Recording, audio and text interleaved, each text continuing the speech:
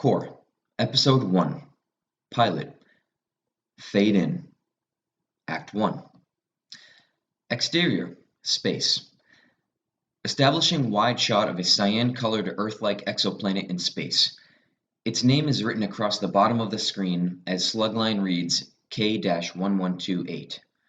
Cut 2 Interior Populous 1 Primary School History Classroom Day Miss Lexi Roots, a 25-year-old teacher, is in the process of showing her pupils a history documentary entitled Earth's Past, Present, and Future.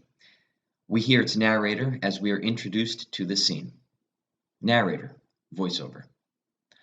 Earth, 1,000 years ago, humanity's home.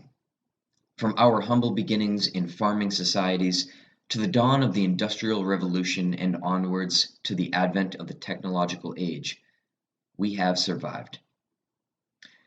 The children, all around 11 years of age, are looking at the documentary through individual specialized eyewear with earpieces from the device attached to the ears, much like earphones, only stylized and high-tech. As she walks amongst their rows of desks, we see she is also wearing one of the eye devices, and it is through her view that we are now privy to the images contained in the documentary. Cut 2. From off Lexi's eyewear screen, we see a simulated image of Earth from space as it was in the year 2017. The image then switches to our sun as it prepares to go supernova. Narrator, voiceover. Our sun, through the source of light, upon our planet for millennia, eventually went supernova, massively exploding and destroying life on Earth in the process. Another image appears as we see C.O.R.E. spaceships leaving Earth en route to new destinations in outer space, before we see the catastrophic explosion of the supernova and its devastating effects on Earth. Narrator, voiceover. A small percentage of humanity was put upon spaceships and sent to colonize elsewhere in the cosmos. C.O.R.E., the coalition of Remnant Earth, serves as the official body overseeing humanity's ongoing existence in space.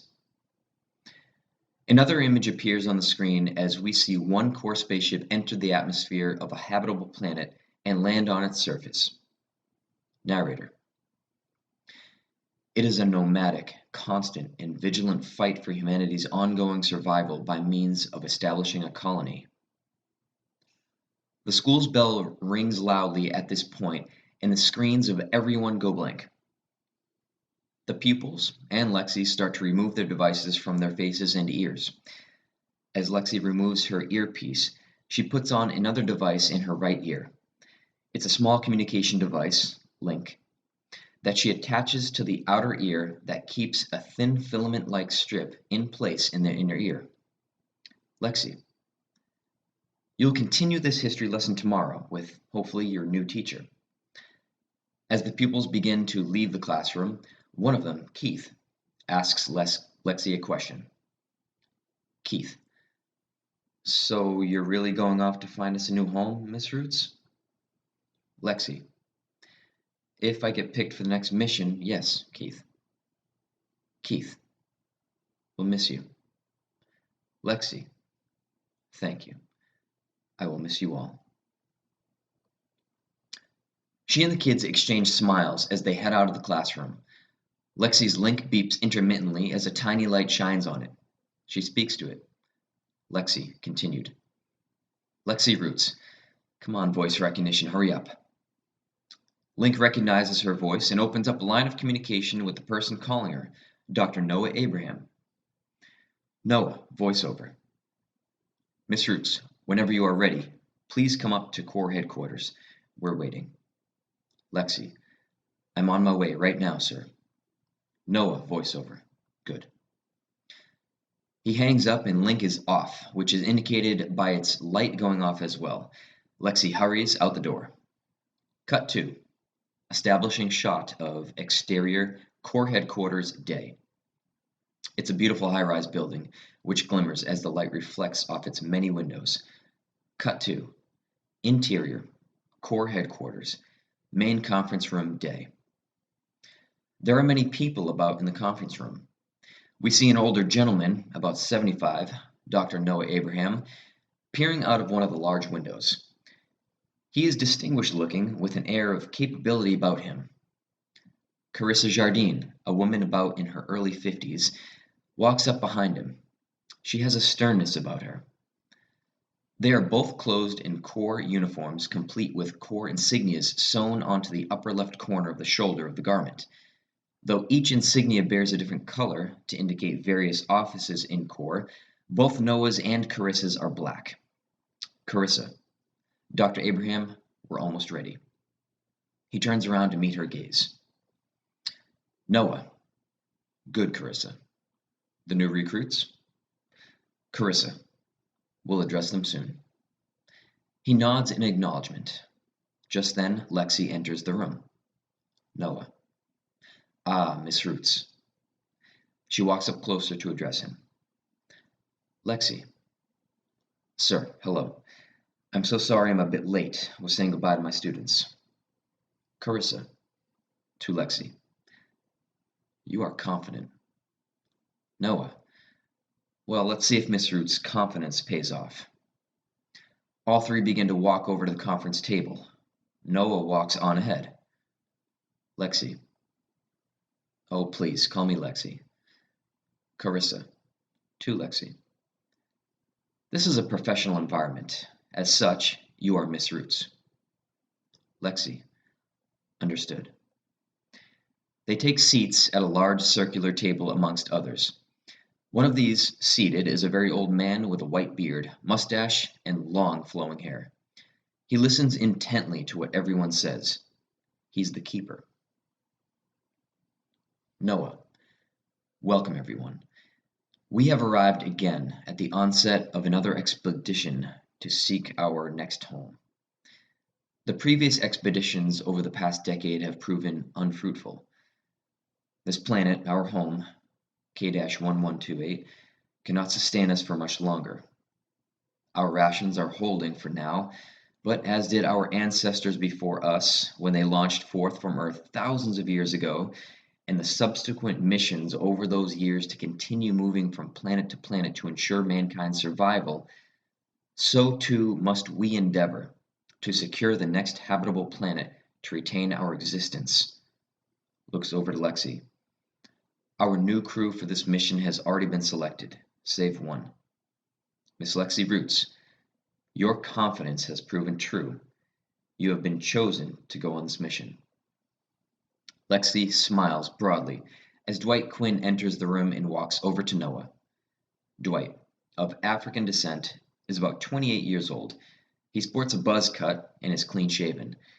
His attitude and demeanor reveal him to be a military man. Dwight. We are ready, sir. Noah. Excellent, thank you, Mr. Quinn. Shall be there shortly. Please escort Miss Roots down to the departure port. Dwight, acknowledging.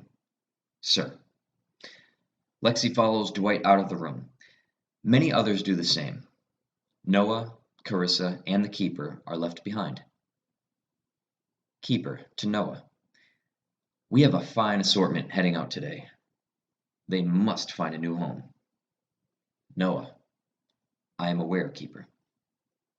Keeper. I don't have much longer to live. I need to see the new colony established before I pass. Noah. We are trying our very best. Your new apprentice, you have given her all the knowledge you possess already, yes? Keeper. She has it.